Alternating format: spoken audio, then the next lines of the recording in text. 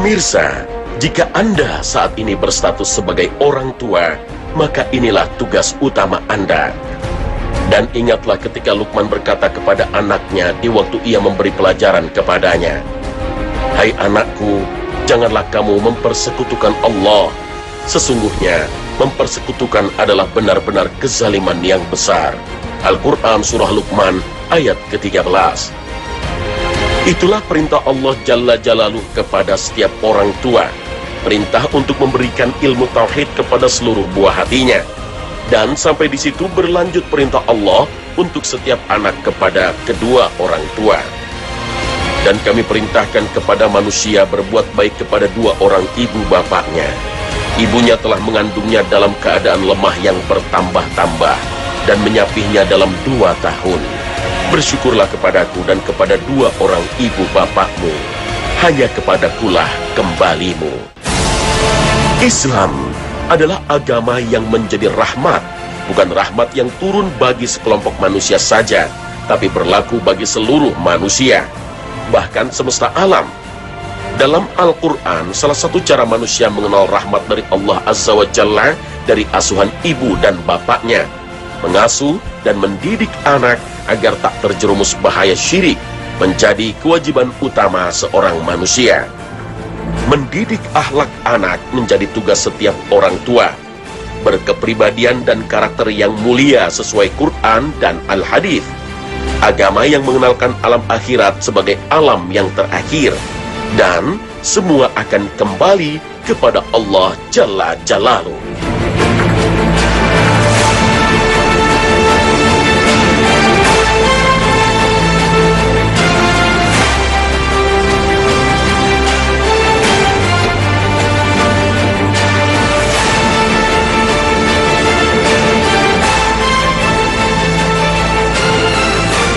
Assalamualaikum warahmatullahi wabarakatuh. Selamat pagi pemirsa. Khazanah kembali hadir untuk menyapa Anda. Al-Kisah terjadi pada zaman kaum kafir Quraisy yang masih mendominasi penduduk Madinah. Berita mengenai turunnya wahyu Rasulullah SAW dan mengislamkan beberapa di antara mereka telah tersebar luas. Merekalah yang disebut dengan kaum Ansor. Salah satu pejuang dari kaum Ansor adalah Gumaisyah. Gumaisyah merupakan julukan dari para penduduk Madinah kepada Ummu Sulaim. Dalam bahasa Arab, Gumaisyah artinya wanita bermata putih. Gumaisyah adalah istri dari Malik bin Nadar. Pasangan ini mempunyai seorang anak laki-laki bernama Anas. Cinta beliau kepada Islam mengalahkan baktinya kepada sang suami. Ketika mendengar bahwa Muhammad bin Abdullah SAW telah menerima wahyu, dengan segera Ummu Sulaim bersyahadat. Keputusan Ummu Sulaim atau Gumaisyah untuk berislam mendapatkan reaksi keras dari sang suami. Sang suami berkata kepadanya, "Wahai istriku, kamu sesungguhnya telah murtad. Kamu telah meninggalkan agama leluhurmu." Lalu Ummu Sulaim menjawab perkataan suaminya, "Tidak, aku tidak murtad. Justru aku telah beriman kepada Allah." Setelah itu, ia segera membimbing putranya Anas untuk bersyahadat. "Anas anakku, ucapkanlah, La ilaha illallah Muhammadur Rasulullah." Dan atas izin dan karunia Allah, Anas dengan lancar mengikuti ucapan ibunya. Langkah Ummu Sulaim ini membuat Malik murka. Ia lalu berkata, "Jangan kau rusak keyakinan anakku." Dan sang istri segera menjawabnya, "Tidak, aku tidak merusak keyakinannya. Aku justru mempersiapkan putra kita untuk sebuah urusan dan perkara yang besar yang tidak pernah engkau duga." Pilihan sang istri yang berislam dan beriman membuat Malik sang suami patah hati. Ia menjadi kecewa karena merasa istrinya berkhianat padanya. Malik bin Nadar memutuskan tetap pada keyakinannya untuk menyembah Lata dan Uzza serta berhala-berhala lainnya. Datangnya Islam tak membuat hati Malik bin Nadar tentram, yang ada malah sebaliknya. Pilihan sang istri untuk menjadi seorang yang solihah menjadi alasan untuk meninggalkannya. Setelah istri dan anaknya berislam, Malik bin Nadhar pergi dari Madinah menuju tanah Syam. Dan konon masih dalam keadaan musyrik, ia meninggal di sana. Tak lama Ummu Sulaim menjadi seorang janda, karena kemudian datang pinangan dari seorang penghuni Madinah bernama Abu Thalhah. Di saat meminang Ummu Sulaim, Abu Thalhah masih berstatus sebagai seorang musyrik. Ummu Sulaim menjawab Abu Thalhah dengan berkata, "Sungguh tidak pantas seorang musyrik menikahiku. Apa kau tidak tahu, wahai Abu Thalhah, sesungguhnya Tuhan yang engkau sembah itu buatan para budak? Tahukah engkau, jika Tuhan-Tuhan yang kau sembah itu dengan mudahnya bisa Anda bakar? Demi Allah, orang seperti Anda tidak layak untuk ditolak. Hanya saja engkau adalah orang kafir, sedangkan aku adalah seorang muslimah, sehingga tidak halal untuk menikah denganmu. Jika kamu mau masuk Islam, maka itulah mahar bagiku, dan aku tidak meminta selain dari itu." Ucapan Ummu Sulaim itu terekam dalam hadits sahih riwayat An-Nasa'i. Abu Thalhah tergoncang mendengar jawaban Ummu Sulaim. Ia tidak menyangka pinangannya ditolak. Abu Thalhah pun pergi dari hadapan Ummu Sulaim. Tapi tolakan Ummu Sulaim tak mampu ia lupakan. Ia menyadari kekuatan iman dari seorang Ummu Sulaim memang luar biasa. Dan atas izin Allah Subhanahu wa Ta'ala, Abu Thalhah mengucapkan syahadat. Keislaman Abu Thalhah akhirnya menjadi mahar pernikahannya dengan Ummu Sulaim. Pilihan Ummu Sulaim atas maharnya ini amat mulia. Bahkan Rasulullah bersabda dalam hadis riwayat An-Nasa'i, "Aku belum pernah mendengar seorang wanita yang lebih mulia maharnya dari Ummu Sulaim, karena maharnya adalah Islam." Dari pernikahannya dengan Abu Thalhah, Ummu Sulaim memiliki seorang putra bernama Abu Umair. Namun sayang, Abu Umair ini meninggal kala masih kecil. Kepergian sang putra membuat Abu Thalhah sedih. Seusai menguburkan putranya, beliau menghadap Rasulullah dan beliau berdoa untuk Abu Thalhah dan istrinya Ummu Sulaim. "Semoga Allah memberkati kalian berdua nanti malam." Atas izin Allah, Ummu Sulaim kembali mengandung. Ketika bayi ini lahir, Anas putra tertua Ummu Sulaim membawa bayi mungil ke hadapan Nabi SAW. Nabi segera melakukan tahnik dan memberikan nama Abdullah, nama khusus yang diberikan untuk sang bayi dari Rasulullah SAW. Maka Ummu Sulaim memiliki dua orang putra. Yang pertama adalah Anas bin Malik bin Nadhar, sedangkan yang kedua adalah Abdullah bin Abu Thalhah.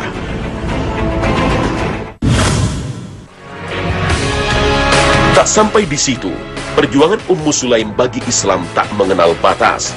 Menurut ulama Imam Az-Zahabi, Ummu Sulaim ikut berperang dalam perang Uhud, hanya bersenjatakan sebilah pisau. Kecintaan beliau terhadap Islam melebihi cintanya kepada buah hati. Anas bin Malik radhiyallahu anhu, putra pertama Ummu Sulaim, bercerita, "Ketika Rasulullah SAW tiba di Madinah, aku baru berumur 8 tahun. Waktu itu ibuku menuntunku menghadap Rasulullah SAW seraya berkata, 'Wahai Rasulullah, tak tersisa seorang Ansor pun kecuali datang kepadamu dengan hadiah istimewa. Namun aku tak mampu memberimu hadiah kecuali putraku ini. Maka ambillah dia dan suruhlah dia membantumu kapan saja engkau inginkan.'" Allahu Akbar. Inilah bentuk dan upaya Ummu Sulaim bagi tegaknya agama. Dengan kerelaan Ummu Sulaim menyerahkan Anas kepada Rasulullah, sejatinya membuka jalan bagi sang anak untuk menjadi orang terdekat dari kehidupan Rasulullah. Maka Anas bin Malik menjadi salah satu orang terdekat Nabi yang memiliki kecerdasan luar biasa. Anas bin Malik radhiyallahu anhu mendapatkan banyak kepercayaan Nabi SAW.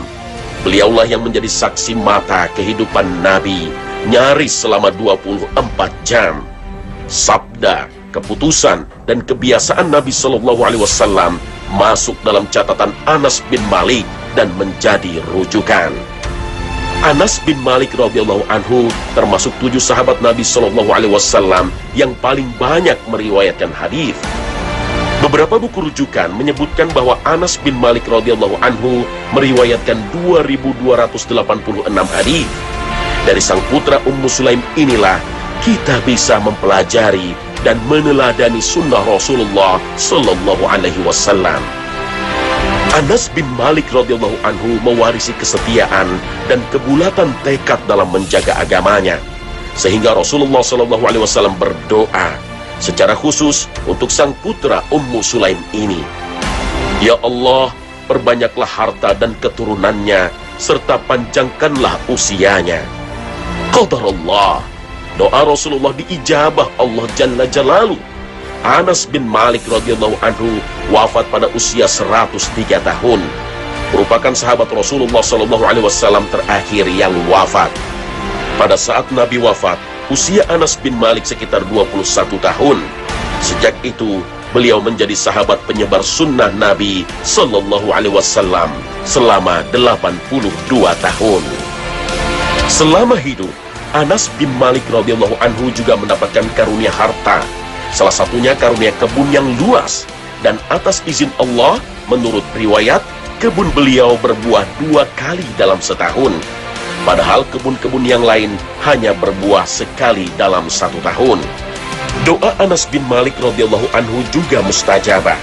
Suatu hari ada seseorang yang bertanya apakah tanah milik beliau kekeringan. Lalu Anas bin Malik radhiyallahu anhu keluar untuk sholat dan berdoa. Dan seketika itu pula awan terkumpul dan tak lama hujan turun dengan derasnya. Tanah lapang tadi berubah menjadi sebuah oase, dan ternyata tanah beliau sajalah yang mendapatkan guyuran hujan. Putra Ummu Sulaim yang lain yaitu Abdullah bin Abu Thalhah juga mendapatkan keutamaan sebagai seorang yang soleh. Abdullah bin Abu Thalhah memiliki anak 7 orang, dan menurut beberapa ulama, seluruh anak Abdullah bin Abu Thalhah telah khatam Al-Quran saat mereka kecil. Kesalehan dan kemuliaan putra-putra Ummu Sulaim menjadi bukti betapa mulianya Ummu Sulaim. Mereka menjadi amalan yang terus mengalir untuk sang ibunda Ummu Sulaim. Sebagaimana hadis Nabi Shallallahu Alaihi Wasallam, apabila anak Adam meninggal dunia, maka terputuslah segala amal kebaikannya, kecuali 3 macam amal: harta yang diwakafkan, ilmu yang bermanfaat, dan anak yang soleh yang selalu mendoakan orang tuanya.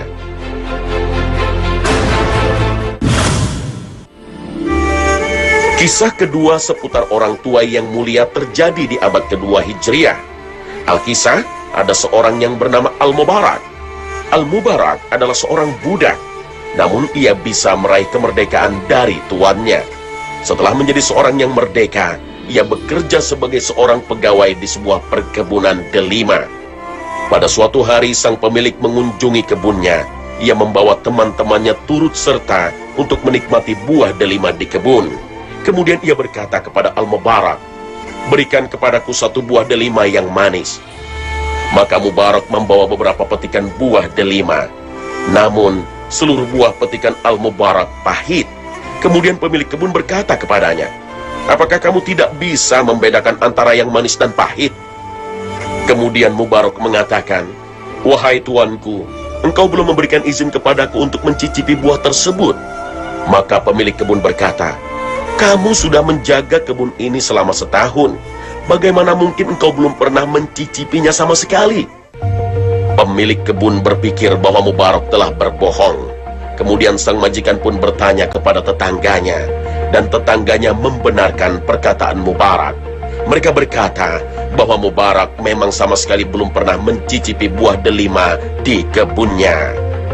Kemudian sang pemilik kebun berkata kepada Mubarak, "Wahai Mubarak, aku hanya memiliki 1 orang putri. Kepada siapakah aku hendak menikahkannya?" Maka Al-Mubarak menjawab, "Orang-orang Yahudi menikahkan karena harta, orang-orang Nasrani menikahkan karena keelokan, orang-orang Arab menikahkan karena kedudukan dan martabat, sedang kaum muslimin menikahkan putrinya karena ketakwaannya. Lalu kelompok manakah yang akan kau pilih? Nikahkanlah putrimu dengan seorang yang bertakwa." Maka sang pemilik tanah berkata, "Adakah sekarang orang yang lebih takwa daripada dirimu?" Singkat cerita, Mubarak menikah dengan putri sang pemilik kebun. Kemudian hasil dari pernikahan yang mulia ini, lahirlah seorang anak yang bernama Abdullah bin Al-Mubarak, seorang ulama besar, Amirul Mukminin fil hadis, yaitu penghulunya para ahli hadis. Abdullah ibnu Mubarak juga seorang mujahid, imam dalam kezuhudan, keilmuan, dan rajin bersedekah. Keutamaan Abdullah bin Mubarak amat masyhur. Imam Ahmad bin Hanbal berkata mengenai sosok Abdullah bin Mubarak, belum ada orang dalam zaman beliau yang lebih rajin dalam menuntut ilmu melebihi Ibnu Mubarak. Murid-murid Abdullah ibnu Mubarak bercerita mengenai sosok gurunya. Dalam diri Abdullah ibnu Mubarak terkumpul ilmu fiqih, adab, dan tata bahasa Arab. Beliau memiliki sifat zuhud, yaitu memilih hidup sederhana demi meraih kemuliaan di akhirat. Abdullah ibnu Mubarak juga seorang penyair yang memiliki gaya bicara santun dan syahdu. Ucapan beliau selalu bermuatan ilmu, dan Abdullah ibnu Mubarak memilih untuk diam daripada berbicara yang tiada guna. Ibadah sunnah yang nyaris tak pernah beliau tinggalkan adalah sholat tahajud. Abdullah ibnu Mubarak di mata murid-muridnya juga seorang prajurit yang gagah dan piawai dalam menunggang kuda. Abdullah ibnu Mubarak juga seorang yang adil, sehingga jarang berselisih paham dengan orang-orang di sekitarnya. Masya Allah. Inilah hasil dari kesalehan orang tua terhadap kehidupan anaknya. Perilaku menjaga diri dari seorang mantan budak menjamin kemuliaan seorang manusia. Kekuatan Al-Mubarak untuk menjaga amanah yang menjadi bebannya membuat keluarganya tidak hidup dari harta yang haram, sehingga anaknya tumbuh menjadi seorang yang alim dan menjadi ulama penuntun umat.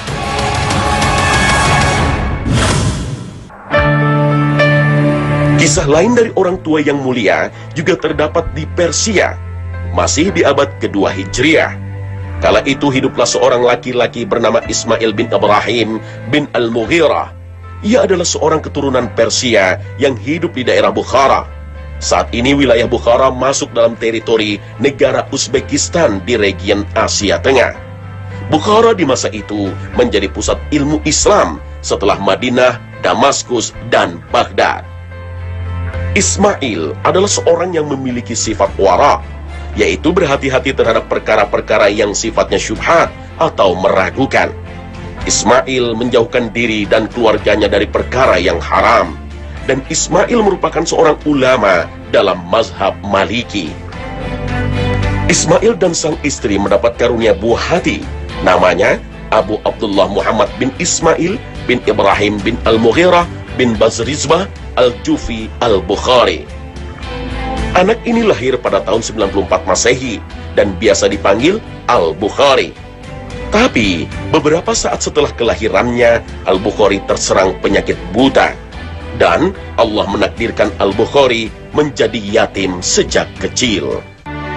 Sang ibu tanpa henti berdoa kepada Allah Azza wa Jalla untuk meminta kesembuhan bagi buah hatinya. Hingga pada suatu malam, ibunda Al-Bukhari bermimpi. Ia melihat Nabi Ibrahim alaihissalam berkata, "Wahai Fulana, sesungguhnya Allah telah mengembalikan penglihatan atas kedua mata putramu. Hal ini terjadi karena seringnya engkau berdoa." Dan Masya Allah, pada keesokan paginya, Al-Bukhari mampu melihat lagi.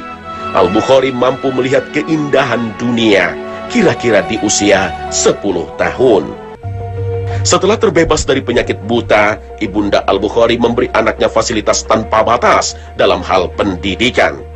Ibunda Al-Bukhari memiliki simpanan harta yang terbilang cukup dari peninggalan Ismail, almarhum suaminya. Dan tabungan itu menjadi biaya pendidikan Al-Bukhari. Di masa itu, biaya pendidikan Al-Bukhari mencapai 500 dirham tiap bulannya. Dan atas rahmat Allah, Al-Bukhari tumbuh menjadi seorang anak yang luar biasa cerdas. Al-Bukhari rajin mendatangi majelis-majelis ilmu dan sudah mampu menghafal Al-Quran di usia muda. Al-Bukhari dalam masa pembelajarannya mampu menghafal buku karya Abdullah ibnu Mubarak yang menjadi referensi utama para ulama di kala itu. Al-Bukhari juga sering melakukan perjalanan yang cukup jauh dari kota kelahirannya untuk mencari ilmu. Dan sang ibu memberi bekal yang cukup bagi Al-Bukhari untuk bepergian. Maka dalam usia 16 tahun, Al-Bukhari sudah bisa bersafar hingga ke Mekah dan Madinah. Di dua kota suci ini, Al-Bukhari mendalami ilmu hadis. Dan 2 tahun setelah belajar di kota suci, Al-Bukhari mampu menerbitkan kitab pertamanya, berjudul Qudaya As-Sahabah wat Tabi'in, atau peristiwa-peristiwa hukum di zaman sahabat dan tabi'in. Al-Bukhari semakin matang dan dalam ilmunya di bidang hadis. Bersama sang guru Syekh Ishaq, Al-Bukhari menghimpun jutaan hadis. Al-Bukhari dan sang guru melakukan penelitian dan pendalaman, sehingga dari 1 juta hadis tersebut disaring menjadi 7.275 hadis. Al-Bukhari atas doa dari sang ibunda dan tumbuh besar dari harta almarhum ayahandanya, beliau akhirnya menjadi seorang imam besar.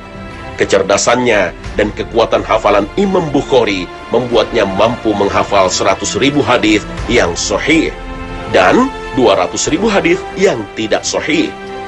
Pernah beliau berkata, "Setiap hadis yang saya hafal pasti dapat saya sebutkan sanad atau rangkaian perawi-perawinya." Masya Allah. Kitab hadis Imam Bukhari memiliki derajat yang tinggi.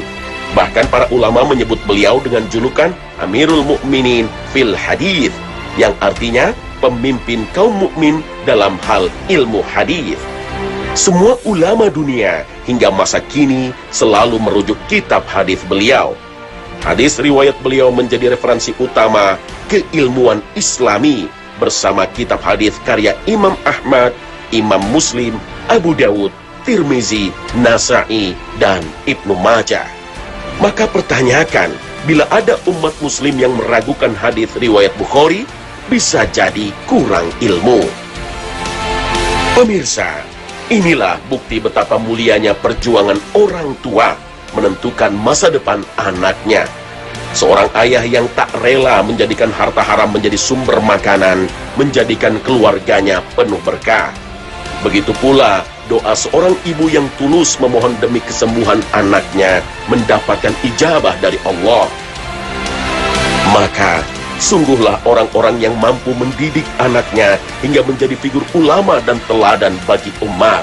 Merekalah orang-orang sukses karena keberhasilan mendidik anaknya.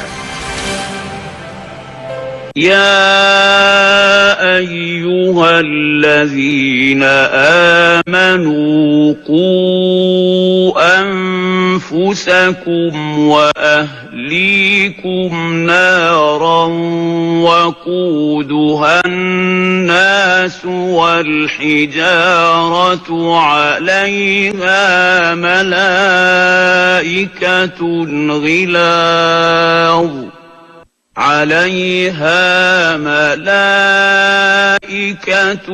غلاظ شداد لا يعصون الله ما أمرهم ويفعلون ما يؤمرون.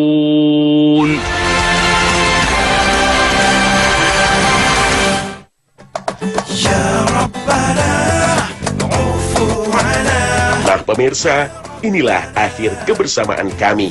Semoga tayangan kami hari ini mampu melengkapi wawasan Islami Anda, sehingga jalan kehidupan Anda sesuai dengan prinsip Al-Quran dan Hadis menjadi semakin terang.